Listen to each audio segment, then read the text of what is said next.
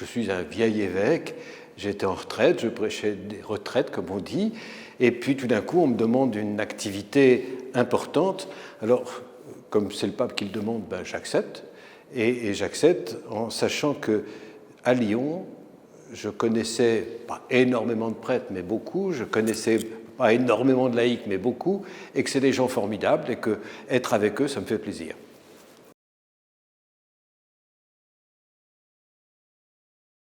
Le pape ne voulait pas que le cardinal Barbarin parte alors que son procès n'est pas terminé. Et puis le cardinal Barbarin voulait prendre de la distance.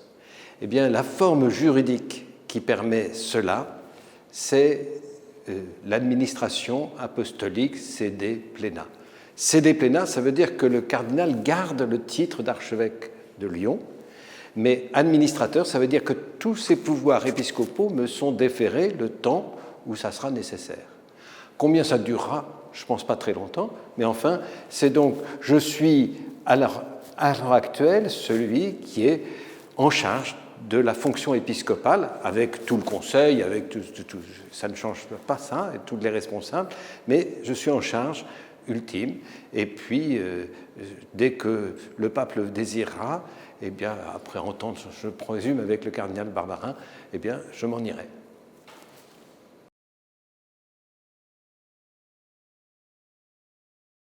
Comme prêtre, j'ai été successivement responsable d'aumônerie, et j'en ai fait ça souvent. J'ai animé un certain nombre de groupes d'aumônerie. J'ai été le responsable des aumôneries de Versailles, puis de Paris.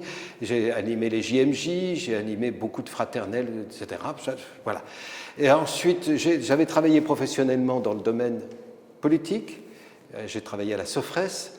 Et je suis rentré au service de communication de l'Église de France, alors qu'il n'est pas structuré exactement de la même manière. Puis, j'ai été curé de paroisse à Paris, et puis j'ai été évêque aux armées, puis à Évry-Corbeil-Essonnes. Et dans la conférence épiscopale, j'ai été responsable de la catéchèse. On a mené une grande réforme de la catéchèse. J'ai été responsable de justice et paix. J'étais responsable du dialogue avec les autres religions. Voilà, en gros.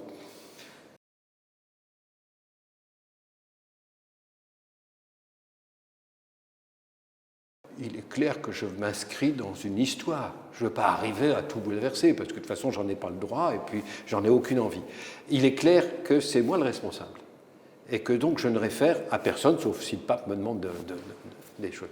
Mais il est clair aussi que j'essaierai de le faire en bonne intelligence avec tous les acteurs, et ils sont nombreux, et encore une fois, je crois qu'il faut insister, l'Église de Lyon est une Église qui a toujours été très dynamique, qui a eu des difficultés, qui a eu des heurts, mais qui a toujours été très dynamique, et j'essaierai de m'inscrire là-dedans, mais c'est moi le responsable pour le moment.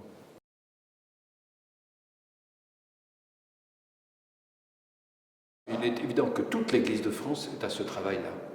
Et il me semble que ce qui se passe dans l'Église de France est exemplaire, et il faut bien sûr que l'Église de Lyon soit encore plus exemplaire à cause de ce qui s'est passé ici. Donc là-dessus, bien sûr que nous allons continuer, mais je peux vous dire qu'ils ne m'ont pas attendu pour vouloir continuer. Quand je célèbre la messe, vous savez qu'on prie le Saint-Esprit pour que le pain et le vin deviennent le corps et le sang du Christ. Et puis après, on prie le Saint-Esprit pour être rassemblés en un seul corps. Eh bien, ma prière là devient plus insistante. Je pense que nous sommes différents. Nous avons des conflits. Nous avons vécu les drames que nous avons vécus avec des sensations différentes, mais nous sommes toujours devant le Seigneur obligés de faire un corps ensemble et essayer que le Saint-Esprit nous réunisse malgré nos différences. Et mon seul objectif, c'est d'être au service de cette unité, au service de l'Esprit Saint qui rassemble.